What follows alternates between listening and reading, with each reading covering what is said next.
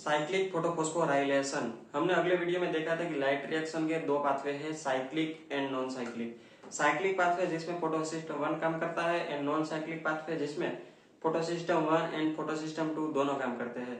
तो आज हम देखने वाले हैं साइक्लिक पाथवे। तो साइक्लिक फोटोफॉस्फोराइलेशन, यहाँ पर फोटोफॉस्फोराइलेशन क्या है?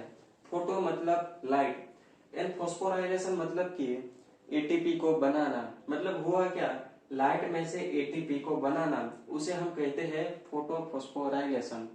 अब हम साइक्लिक फोटोफॉस्फोराइलेशन में सबसे पहले देखें तो फोटोसिस्टम 1, जिसे हम लाइट हार्वेस्टिंग कॉम्प्लेक्स 1 भी कह सकते हैं। फोटोसिस्टम 1 का जो रिएक्शन सेंटर है वो कौन सा है? P700 का है। यहाँ P700 मतलब रिएक्शन सेंटर सबसे पहले 2 फोटॉन्स को एब्सॉर्ब करेगा।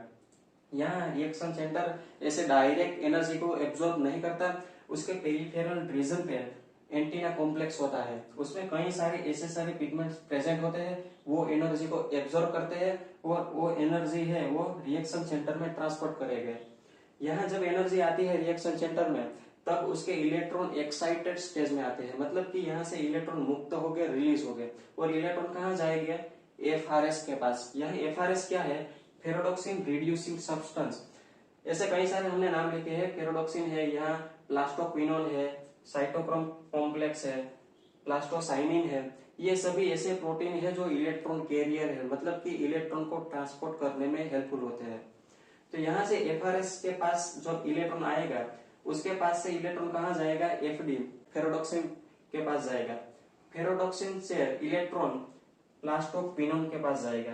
जब इलेक्ट्रॉन फेरोडॉक्सिन से प्लास्टोक्विनोन में जाएगा, तभी एडीपी एंड इनऑर्गेनिक फॉस्फेट मिलके एटीपी बनाता है। यह ADP and inorganic phosphate, inorganic phosphate मतलब कि फॉस्फेट है वो इनऑर्गेनिक कंपाउंड के साथ बाइंड होता है। मतलब कि इनऑर्गेनिक कंपाउंड ऐसे कंपाउंड होते हैं जिसमें कार्बन नहीं होते।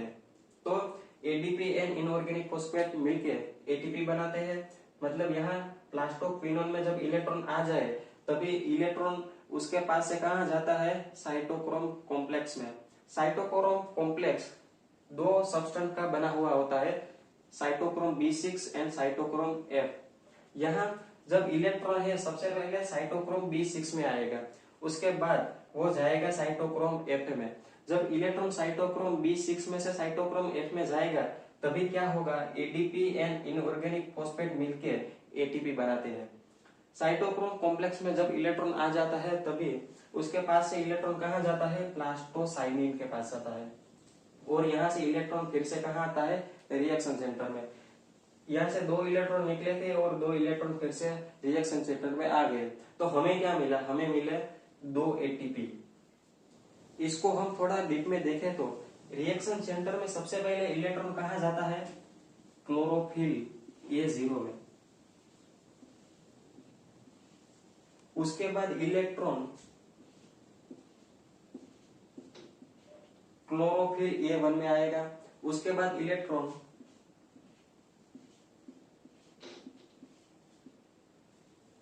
आयरन सल्फर का जो क्लस्टर है उसमें आएगा, और यहां से इलेक्ट्रॉन एफआरएस के पास जाएगा, और उसके बाद ये चेन है वो कंटिन्यू होगी। यहाँ हम देखें तो ये जो chlorophyll A0, A1 and FeS है वो रिएक्शन सेंटर के अंदर होती है, और ये फेरोडॉक्सिन है वो प्राइमरी इलेक्ट्रॉन एक्सेप्टर है।